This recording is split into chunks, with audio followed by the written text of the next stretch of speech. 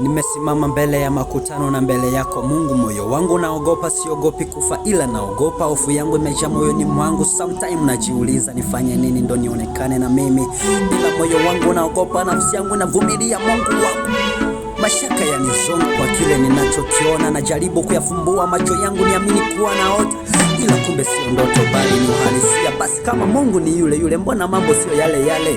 Au ndio sayansi imemodify na wokovu? Ama kweli dunia iko ukingoni? Wale wazungu waliokuja Afrika na wamisionari Livingstone pa Elton, kwani kwao kulikuwa na njaa au walikosa pa kukaa? Afrika walikuja kumejaa malaria, swali najiuliza walipokea roho yupi? Watumishi wa Mungu tumelala usingizi mzito wa Piltoni. Wazee wa zamani mtakumbuka miaka zamani, mtu akiokoka zambi aliziacha, mtaa mzima walijua kaka wa maombi kaokoka. Lakini siku hizi hakuna utofauti, mlokole na mlevi wote ni wale wale. Naomba nisaidiwe, nini kinaendelea? Kama hii ni ndoto basi ya kwangu itakuwa ndefu. Nimemaliza. Ukiulizwa waambie usiwafiche nini kaka wa maombi.